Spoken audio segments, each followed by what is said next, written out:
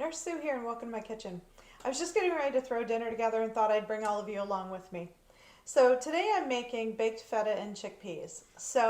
I love this recipe. It only takes a few ingredients, so it's super economical to make, and it has chickpeas, so it's packed full of protein.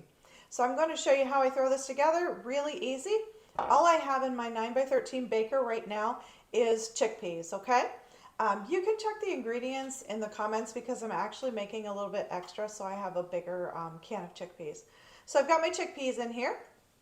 The next thing I'm going to add are some tomatoes.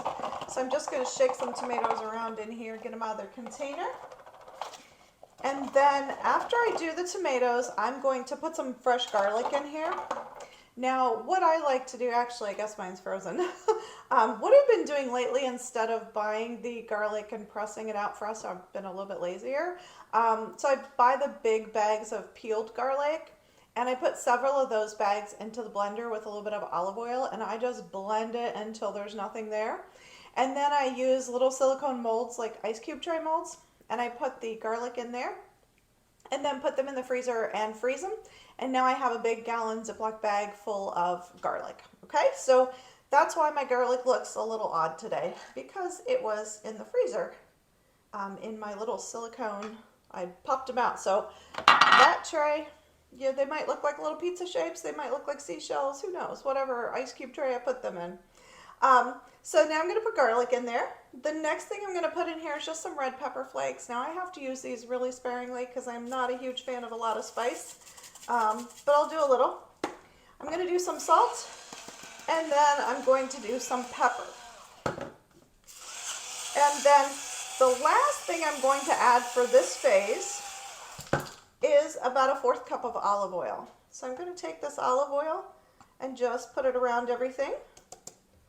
Now I'm going to stir this around, make sure that the garlic and the olive oil and everything gets nice and spread around everything.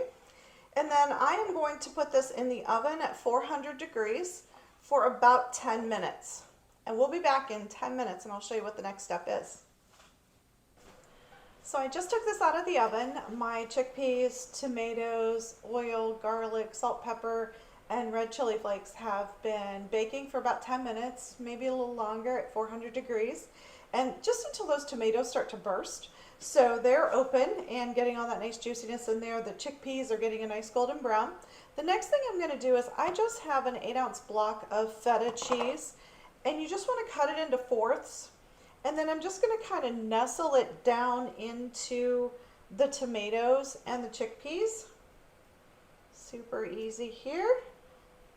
And just put those right in there. And then I'm going to pop this back in the oven, same 400 degrees. And then in 10 minutes, I'll be right back and we will finish it off and I'll show you how to do that. So I've had that feta in there baking for about 10 minutes. So all I'm going to do now, if you want to and you wanted this to have that nice brown look, you could put it under the broiler. I'm not going to. What I'm going to do is just top it with some basil. I chopped up some basil. I'm just going to sprinkle around here. And then I'm going to stir it all in, mix it up, serve it with some garlic toast for dinner. And that's it. Super easy. Doesn't take a ton of ingredients, which is exactly what I love. And dinner's done pretty quickly. Give the recipe a try. Thanks for stopping by my kitchen today.